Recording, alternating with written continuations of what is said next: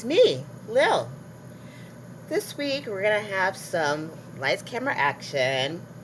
I also have Stage Left with Lil and everybody's favorite segment, Moments with Mommy. So we'll start with lights, camera, action and the three movies I saw recently. One was really, really, really bad. And the other, to even things out, was really, really, really good. And then the third one was somewhere in the middle. I'll start with the middle one, which is The Long Walk, starring Cooper Hoffman, who you may remember from Licorice Pizza. He is the son of one of our late, great, famous actors, one of my favorites anyway, Philip Seymour Hoffman. Now, Cooper, we shouldn't really compare him to the dad, but he's not as good as the dad. He's still solid and reliable. It just feels like he needs a little more seasoning, and then maybe he'll get it like halfway to where his dad was. Anyway, this is a film directed by Francis Lawrence, who's done some of the Hunger Games movies. He used to direct a lot of your favorite music videos back in the day. Now he's transitioned to film.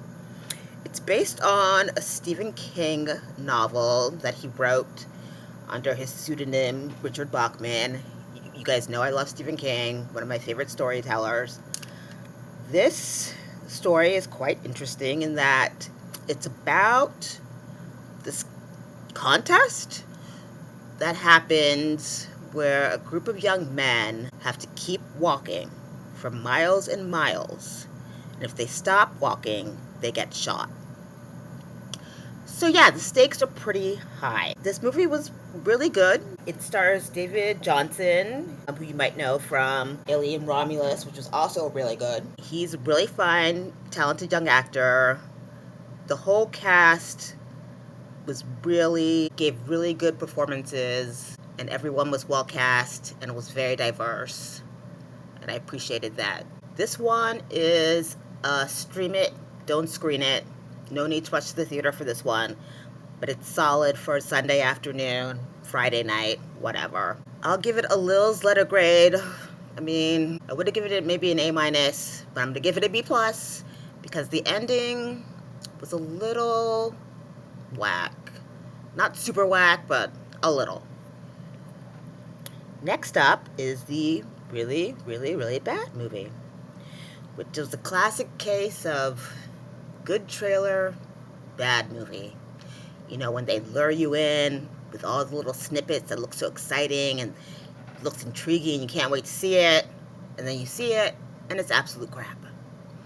That movie was Him, which, it had good pedigree. It was produced by Jordan Peele of Get Out fame. It looked like it was going to be an interesting horror thriller, a little metaphor for how these major sports leagues can mess up these young athletes' lives, especially the young black athletes. But it turned out it was just a messy collage of some creepy and sometimes grotesque imagery, a couple of jump scares, and a script that is very, very thin.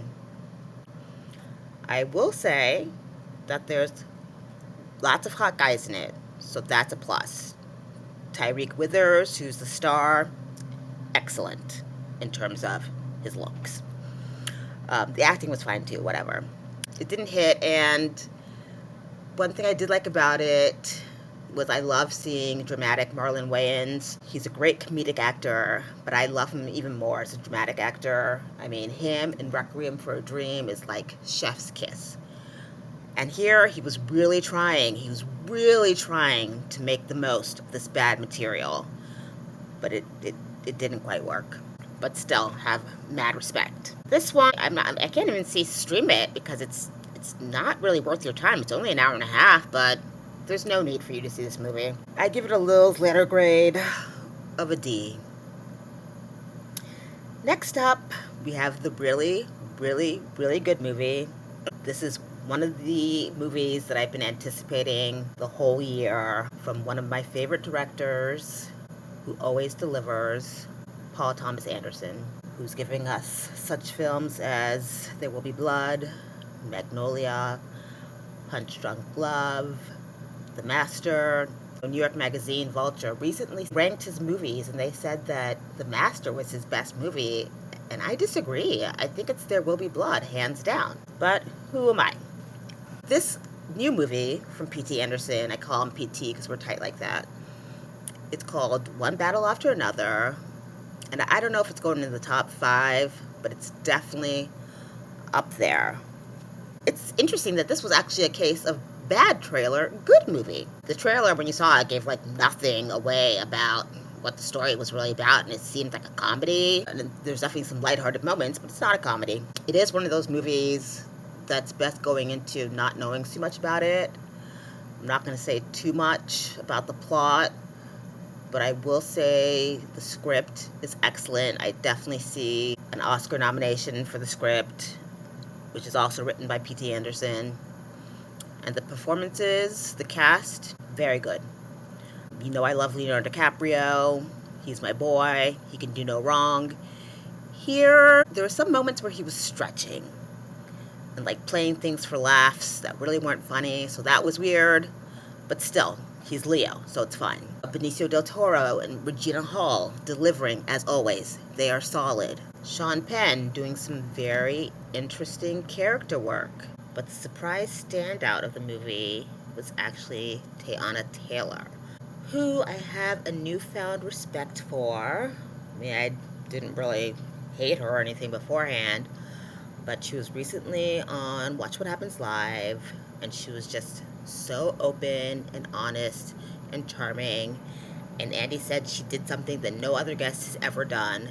She went around the studio and she hugged every single person in the audience to show her gratitude. And I love that. She's really, really good in this movie. Much better than she was in the Coming to America sequel. And I'm excited to see more from her. I don't know what else to say, but see it. Don't wait and stream it. Screen it. This is a must-see for the year. I'm going to give it a Lil's letter grade of an A-. And the minus is only because there was a plot point that was kind of predictable, but it doesn't ruin the whole movie. Moving on now to Stage Left with Lil. I was lucky enough to snag a ticket for The Brothers' Size at the Shed. It's closing soon, so I'm glad I got to see it. It was recommended by a friend. I hadn't really planned on seeing it, but I was like, hey, why not? Let me support these artists. It's a play written 20 years ago by Terrell Alvin McCraney, who won an Oscar for writing Moonlight. And it stars Andre Holland and Alani Ilongwe. I don't know if I'm pronouncing that right. But it was an interesting production. There was very sparse in terms of set design and lighting. It was done in the round, which is always fun.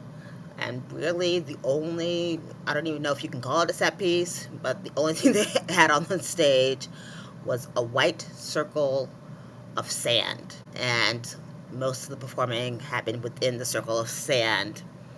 I don't know if it was supposed to be a metaphor for prison, because one of the characters has just come out of prison. The actors are very capable. The material is very good. The script reads like poetry. He's a really poetic writer. But there was nothing to really get me super excited about this play. And I'm not sure if I had the chance, I would have brought it back for a special 20th anniversary staging at the Shed. But I'm going to give it a Lil's letter grade of a B-. Now it's time for Moments with Mommy. Unfortunately, me and Mommy got into a little tiff last week, actually on National Daughters Day, of all days. Everybody was posting about how much they love their daughters on Facebook, and my mom was fighting with me. We both said some harsh words. It was not going well, so I hung up. I know. I texted her like an hour later and I apologized. She didn't write back. So I called her the next day, and she picks up, and she's like, who is this? And I was like, it's Lillian, your daughter. Eye roll. She was like, I don't have a daughter. I was like, oh, okay, we're gonna play it like that? Fine. But eventually she did kind of get over it after I apologized again, and she said she wants a handwritten apology letter, so I got her a card. She's just mommy.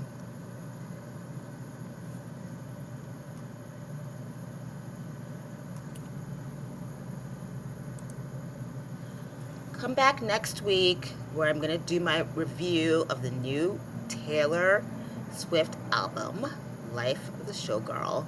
So excited. And my second viewing of Saturday Church, currently playing at New York Theater Workshop.